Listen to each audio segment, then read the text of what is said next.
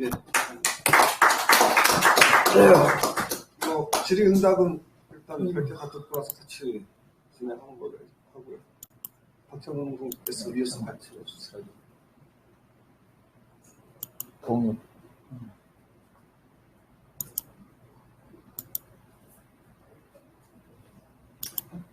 네, 안녕하십니까. 동지 여러분. 이번에 발제를 맡게 된 박성훈입니다.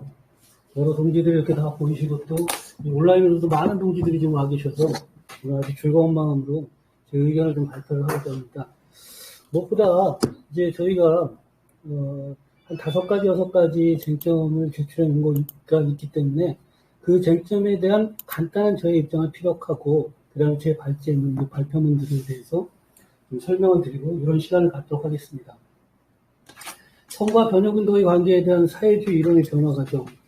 이거는 굉장히 두껍게 우리 김장민 동지께서 잘 정리를 해주셨으니까 그걸 보시면 될 것 같고요. 제가 볼 땐 손호철 교수님이 논문을 한 편 쓰신 게 있습니다. 이 관련해서요. 그걸 찾아보시면 그 답은 아주 간단합니다. 둘 다 잘하면 된다. 이게 아주 간단한 답입니다. 그거 외에 사실은 적절한 답은 없을 것 같아요. 근데 문제의 요건은 어디에 있냐 하면 어느 때, 어느 순간에 그것이 중요해지느냐는 결국은 현재 정세에서 닥쳐왔을 때 주체적 나의 조건이 어떠한 거와 같이 결부되어 있다라고 생각이 듭니다. 말하자면 지난 한 2년간에 있어서의 우리가 무엇을 해야지만 그럼 이 돌아오는 선거 국면에서도 또 소수 정당들이 또는 군소 정당들이 힘을 얻을 수 있겠는가. 이건 너무나 뻔한 일인데도 불구하고 결국엔 그것들을 하지 않았다는 것. 거기에 주요하게는 지금에 있어서의 노동운동에 있어서의 정파들, 말하자면 진보당이나 정의당에 있어서의 정파들이 사실은 모든 초점을 다 선거에 맞추고 있었기 때문에 실제로 광장 정치가 필요할 때도 오직 선거를 위해서 특히 지난 시기에 있어서의 민주노총의 정치 방침, 총선 방침들을 결정하는 과정을 보게 되면 항상 선거와 결부돼서 대의원대회와 이런 것들이 온건하게 관리되는 수준으로 지나갔다는 거. 이런 것들을 보게 되면 결국 손호철 교수님의 말씀처럼 이 두 개를 다 잘해야 된다는 걸 뻔한 진리로 받아들이면서도 결국엔 가장 손쉽고 간편한 방법으로서 효율성 있는 방법을 선택한다는 것. 결국 선거에 또 집중을 하게 된다는 것. 이렇게 되는 것 같습니다. 따라서 우리가 현실적으로 보게 되면 그렇게 진행되는 모든 운동에 있어서의 기본적 단위들한테 다시 한번 선거와 변혁운동의 관계에 대한 사회주의 이론의 변화 과정을 150만 년 동안 떠들어봤자 알아들을 이유가 없죠. 선거가 가장 효용성이 있고 비용 대비해서 가장 손쉬운 방편, 자신들, 즉 하나의 정파 자체에 있어서의 유지와 발전을 위해서 가장 좋은 방법으로 선택하기 때문에 그것을 위해서 집중하고 매진하는 거라고 생각합니다. 그래서 결론적으로 말씀을 드리자면 결국 선거라는 것 자체를 무시할 수도 없을 뿐 아니라 가장 중요한 하나의 도구가 되어 있음은 확실합니다. 따라서 우리는 이 광장 정치, 대중적 투쟁이라는 것과 선거라는 것들을 적절히 어떠한 순간에는 어떤 것들이 더 중요시 될 수 있다는 것들 측면에서 운영해가면 될 것 같습니다. 자, 민주노총의 정치 방침과 선거 방침에 대해서 저는 이렇게 생각합니다. 사실 민주노총의 정치 방침과 선거 방침이 9월 14일 날, 작년인가? 그렇죠. 작년 9월 14일 날 합의가 되었고, 바로 언론 노동조합에서 성명서가 나왔습니다. 그 성명서의 내용은 말하자면 민주노총의 현 상태를 지적을 하고, 대중조직으로서의 다양한 구성원들에 있어의 정치적 성향들이 있는데, 왜 말하자면 상층의 정파라고 존재하는 사람들이 자기들끼리 결정하고 밑으로 다시 내리는 말하자면 상향식의 이 방침을 통해서 민주주의를 억압한다. 이런 내용이었던 것 같습니다. 물론 우리는 여기서 문제의식을 가질 수 있습니다. 즉 조합원을 이끌어 가야 할 일종의 임무 자체가 상층에 있다라고 생각을 한다면 이 상층 자체의 지도성을 갖다 부인할 수는 또 없는 거 아닙니까? 그렇다고 해서 대중이 원하는 대로 하자는 대로 다 한다고 해서 제대로 또 뭔가 올바른 결정이 나는 것도 아니기 때문에. 하지만 생각 밖으로 대중은 더 똑똑할 수 있고 오늘날의 대중은 심지어는 그간에 있어서의 민주노총이 말하자면 그 총장 직선제, 민주노총 위원장의 직선제, 그리고 대의원을 통한 간선제적 이런 방식들 자체도 거부하는 좀 더 자신의 의사가 더 잘 전달되고 자신들 이 평자보안조차도 뭔가 더 나은 판단을 할 수 있다고 생각할지도 모릅니다. 따라서 이러한 흐름들 자체를 좀 더 받아들이는 방식을 선택을 해야 된다라고 생각됩니다. 즉 의례적으로 형식적으로 어떤 기울어진 운동판에서 그 중요한 민주노총의 전 자원이 투자돼야지 성공할까 말까 한 민주노총당을 만든다는 그 결정 자체를 그 정파적 구조에서 자기들끼리 결정하고 합의 보고 그리고 다시 거꾸로 야 이거니까 따라오라고 얘기한들 이게 실제적으로 따라오겠습니까? 따라오질 않죠.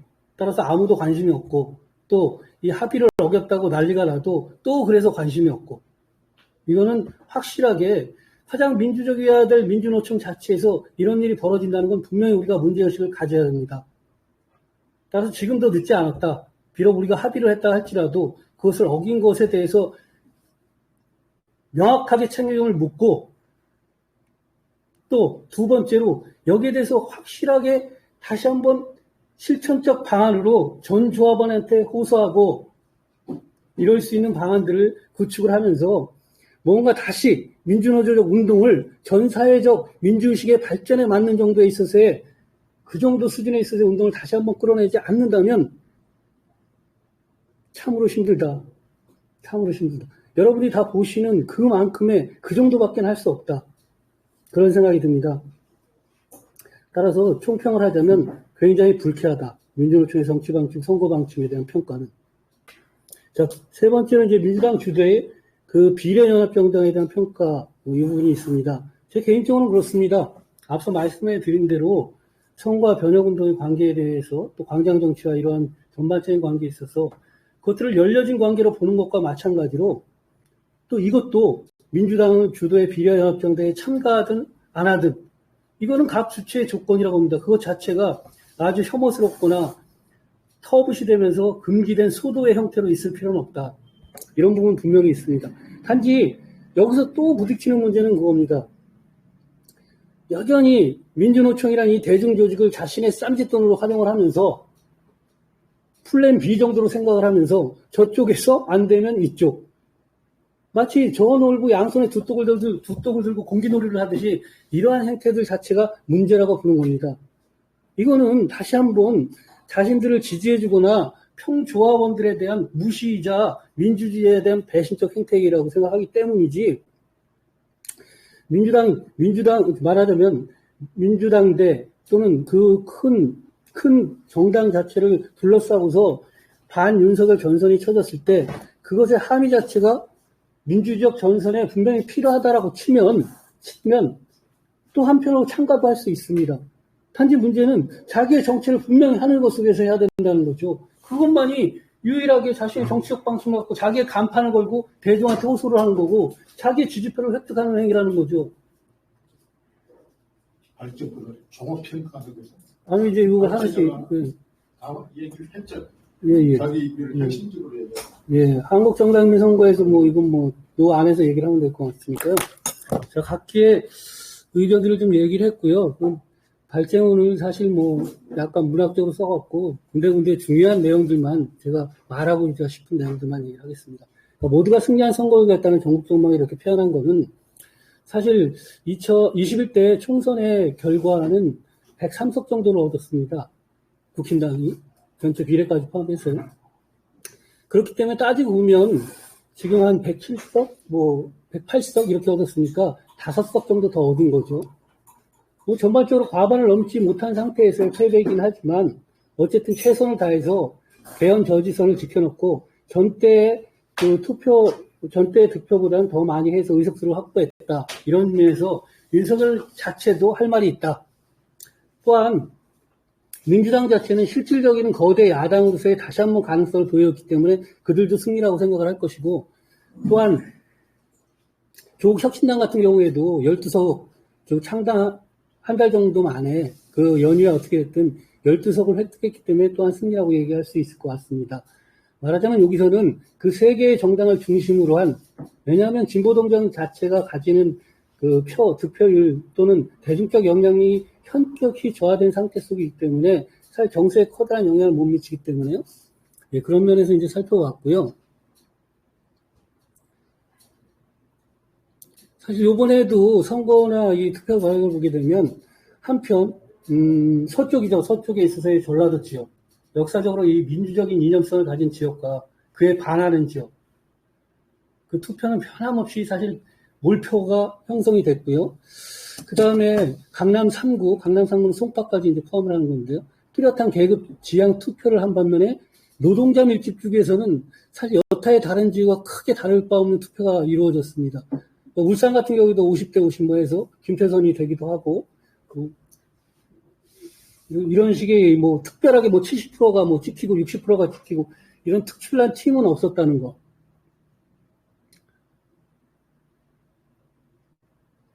그 다음에 특별한 사건이나 이제 쟁점이 없는 지역구는 초박빙 선거가 이루어져서 굉장히 작은 표자로 작은 차이로 승부가 갈렸습니다. 하남인가 어딘가에 있어서는 사실 그 추미애 같은 말하자면 민주당에 있어서의 거물 5선 정치인이 나왔고 이영이라고 그 국힘당에 있어서의 그 친윤석열 뭐 행정관 비슷한 애가 나왔는데도 불구하고 불과 작은 표차로 이기고 지더라.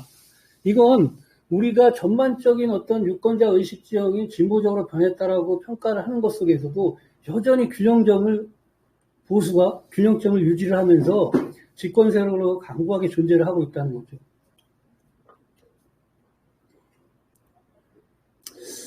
근데 사실 이제 뭐 출구조사가 딱 나와서 굉장히 바로 딱 그 200석이 진짜 되는가 이렇게 했었는데 사실 그 정도는 아닌 것 같고요.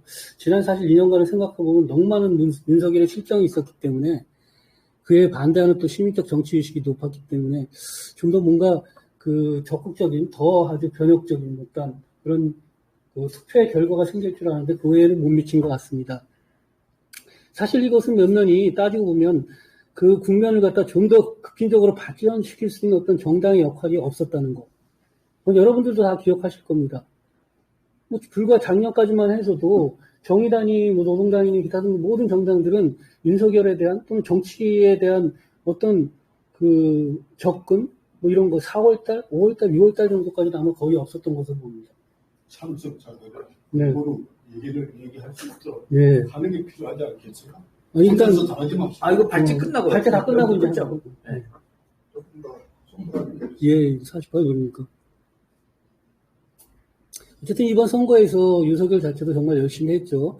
민생 토론회를 빙자해서 선거운동도 굉장히 많이 했고, 그에 또 호응하느라고 민주당 자체도 25만의 민생 지원을 걸었고요. 우리는 이러한 두 가지를 뭐 일종의 뭐 꼭 그렇지는 않았지만 우위 포퓰리즘, 좌익 포퓰리즘이라고 또 이렇게 표현하는 사람들도 있습니다. 근데 이거는 뭐 일관된 얘기들입니다. 자유통일당 자체도 월 100만 원, 뭐 허경영은 원래 국민혁명당 계속 그렇게 했었고, 그 다음에 뭐 일종의 SNS를 보게 되면 진보당 같은 경우도 상속세가 90% 이런 걸 외쳤다는 뭐 그런 얘기도 있고요. 어쨌든 가장 이런 부분에서 현실적인 부분은 그 권한진 대통령이겠죠. 재정의 예산에 있어서 약 7천억 정도를 부산을 지원한다고 그랬고, 그것 때문에 실제적으로 제가 볼 땐 이 부산에서 기대했던 진보당의 그 석패가 좀 이루어지냐 그런 생각도 해보고요. 제일 또 기가 막힌 건 이런 것들입니다. 즉 간호 3법을 사실 대통령이 거부를 했는데, 그래서 요번에 이제 의사 파업이 생겼죠. 그래서 의료 대란 때문에 일종의 피해 간호사들한테 의사들이 했던 일부 진료 행위들을 갖다 허용할 수 있는 것을 정부의 시행령 정도, 그 정도 수준에서 이걸 풀어주는 조치를 했었습니다. 근데 이건 되게 흥미로운 사건은 사실 그 당시에서 간호사협회에서 저기를 거부권이 있었을 때는 총선에서 윤석열을 심판하겠다 뭐 이렇게까지 나왔는데 사실 이 부분에 와서는 그 피해 이 여러 의료 조치 여러 종류를 갖다 받아들이고 별다른 활동은 일어나지 않는 것 같습니다. 이런 거 볼 때 확실히 대중은 계급적입니다. 말하자면 이 직자적 계급 자체는 생활과 긴밀히 연결되어 있는 계급이기 때문에 뭐 가장 중요한 것들이 어쨌든 생활이겠죠. 그래서 우리가 해야 될 얘기는 확실히 뭐 대자적 계급으로 만드는 일이고 이건 뭐 다들 아시는 얘기겠죠. 그 다음에 흥미로운 건 어쨌든 신생 정당인 조국혁신당에 대한 지지가 가장 지지에 있어서의 모든 사람들이 어떤 지지하는 이유 자체는 모든 문제의 근원인 윤석열 정권의 정말 정치적 태도에서의 단호함을 보여주었기 때문입니다. 잘 아시다시피 민주당 같은 경우에는 수권 정당이기도 하고 일종의 또 큰 덩치를 갖고 있기 때문에 그만큼 보편적 이념을 대변하기 때문이기도 할지 모르지만 언제든지 영수회담이라든지 이런 협치를 내걸고 있는 것에 비하면 그 부분에서 차이를 느꼈기 때문에 대중들이 좀 일시적으로 많이 좀 모인 것 같습니다.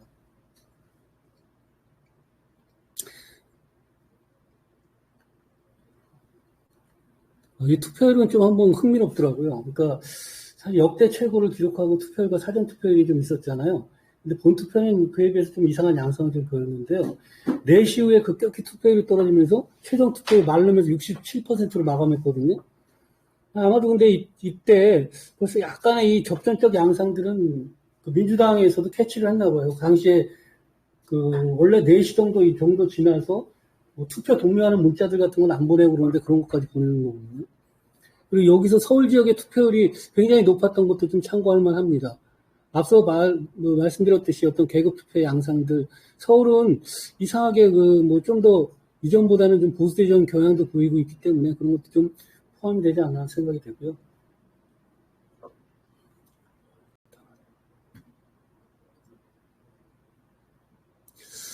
어쨌든 이 총선의 결과를 통해서 여소 야대 국면이 형성이 됐는데 그 자체로 보게 되면 어쨌든 조금은 그 윤석열 폭정 자체를 막는다는 역할의 측면도 있지만 사실 200석 자체가 주는 무게가 탄핵이든 개헌이든 여러 가지를 통해서 임기를 조기 종식시킬 수 있는 그러한 무게감이 있었기 때문에 그 차이는 좀 큰 것 같습니다. 이를 통해 갖고 사실 실제적으로 벌써 이제 이 선거 결과를 놓고서 윤석열 정권에서는 한덕수 총리도 사퇴하고 그다음에 한동훈 사퇴시키고 일시적인 후퇴긴 하겠지만 유화적 제스처를 보내기 때문에 이 제스처에 따라서 실제적인 협치들이 구성이 되어 간다면 굉장히 뭔가 나른한 어떤 정세들이 될 것 같고요. 정세는 또 그에 따라서 다른 만들도 좀 발생을 하긴 하겠지만요.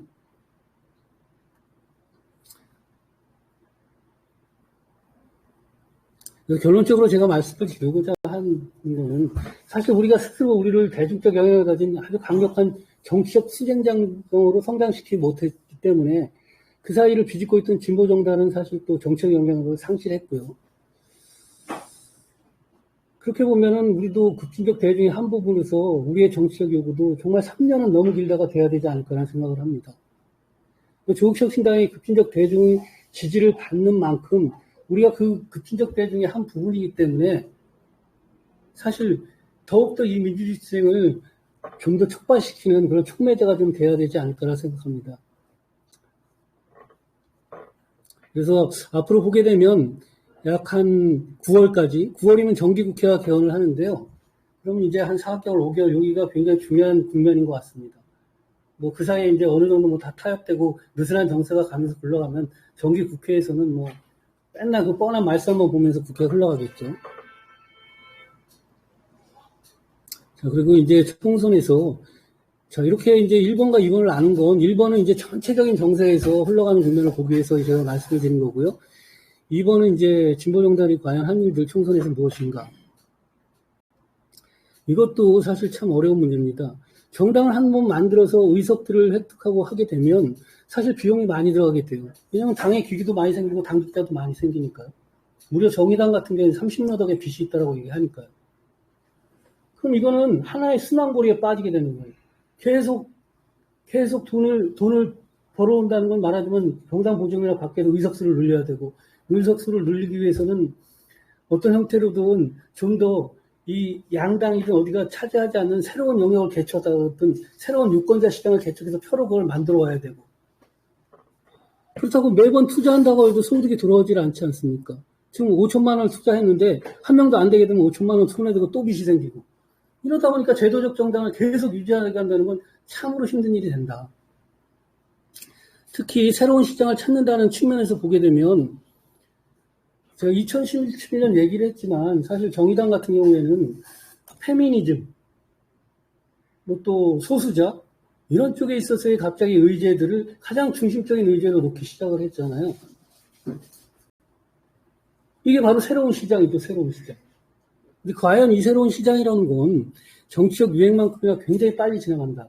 특히 우리나라 같은 압축적 성장을 하는 이러한 후발적 선진국 자체는 이 사회운동, 정치운동에서도 굉장히 압축적이고 빠르게 흘러간다. 이런 부분을 좀 말씀을 드리는 거고요. 그래서 이제 밑에 이제 인용을 다뤘는데, 뭐 중요한 얘기는 아닌 것 같습니다. 정세를 잘 보자. 잘 보고 좀, 그 다음에, 그래야지 좀 뭘 할지 안다. 뭐 이런 겁니다. 뭐 다 알죠. 근데 사실 왜 이게 문제냐면, 민중당 이중대 탈피 노선을 한 2년 정도인가? 그 정도를 갖다 유지를 했었죠. 근데 그 행위 자체, 반사적 행위 자체는 친윤석열 행보들로 귀결이 되더라고요. 그것도 참 아이러니한 일입니다. 여기에 인용 달아놓은 거는 한번 시간 나시면 보시면 될 것 같고요. 보다 보면 손이 부르르 떨립니다. 부르르 떨려. 이걸 왜 이렇게 하는지를 이해를 할 수 없습니까?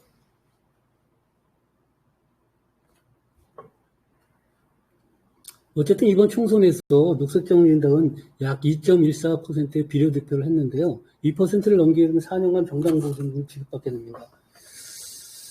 뭐 사실 선거 기간 내에 절하는 거, 절을 하고 그 절을 할 때 권영목 동지가 바로 옆에 서 있었는데 딴 데를 쳐다보고 심상정 마저 쳐다보지. 야, 내 이걸 보면서 이건 아니다라는 생각이 듭니다. 이건 아니. 정말 이건 아니잖아요. 왜 절을 하지? 아니 절에 가면 절을 해야죠.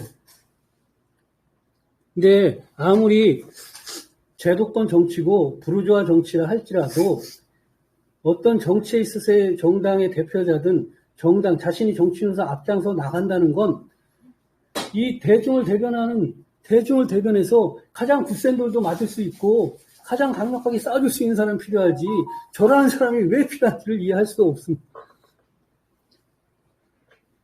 어쨌든 사실 뭐 이번 선거를 관통하는 쟁점이 뭐 민주당 단일화, 보수 결집의 구도가 있었기 때문에 녹색 정의당 자체의 선전을 기대하는 건 사실 거의 불가능한 판국이었습니다. 그리고 또 지난 몇 년간 뭐 전체 운동에 기여한 바도 없고 오히려 해악이었죠. 그들의 이데올로그들은 뭐 사회진보연대, 학생행진 해갖고 이번 대선에서 얼마나 영향이 있었는지 모르겠지만 어쨌든 윤석열을 지지하는 그런 괴랄한 행위 자체도 있었기 때문에 어쨌든 우리는 이러한 전철을 다시는 밟지 말자. 정말 밟지 말자. 진보당 역시 이번 총선에서 뭐 스스로 대중적 영향력을 확보한 건 아닙니다. 총선에 그래서 어떠한 기여도 없어요. 딱 진보당의 이름이 한 번 나온 건 울산 북구 윤종호 후보자 그 개표방송에서 진보당이라는 이름 하나 딱 나왔고요. 나머지 비례는 결국에는 민주연합으로 이름이 나오기 때문에 진보당이 있는 건지도 모르는 건지도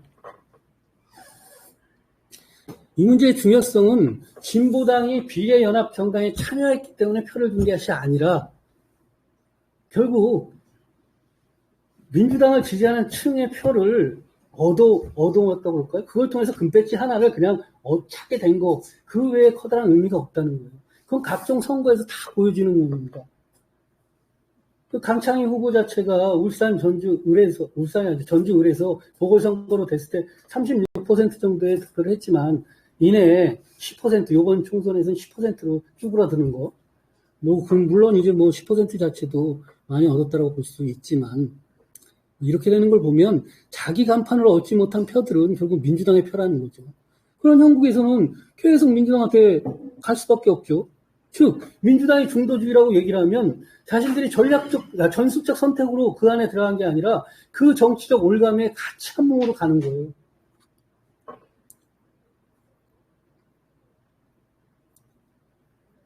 여러 가지 선거 이런 건 써놨는데요. 그건 좀 그렇게 중요한 것 같지도 않고. 예? 네네, 알겠습니다.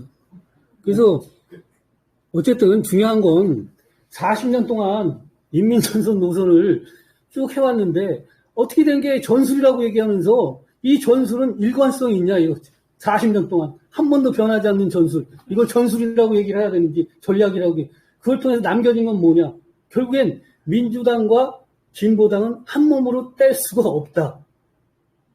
또한 실제적으로 자신들이 가지고 있는 민족주의 그 이념 자체가 퇴색해지면서 실제로 민주당이 포괄적 가지고 있는 지지층과 이 진보당에 있어서의 일정하게 그 급진성이 제거된 민족주의 자체는 융화될 수 있다. 그렇다면 한 몸이 돼야죠. 이건 뗄 수가 없는 거다. 단지 서로의 자리가 틀려서 따로 앉아있을 뿐이다. 결론은 그겁니다. 따라서 우리는 이러한 모든 두 가지로부터 얻을 수 있는 건 새롭게 시작해야 된다는 거. 그게 바로 민주노총 정치반침에서의 교훈이고 다시 새롭게 시작해야 되는 거. 아무리 노동당의 시동으로부터 교훈을 얻고 새롭게 실천하자고 맨날 마무리 말로 끝맺음을 하지만 근데 사실 실패한 건 민주노동자는 이런 기업뿐만 아니라 그들이 주도했던 정파들의 실패이기도 하고 역사적 퇴출이기도 하기 때문에 사실은 이 낡은 정치로도 새로운 걸 만들어야 된다. 창조는 파괴를 통해서만 가능하다. 이로써 마무리 짓겠습니다. 네, 고맙습니다.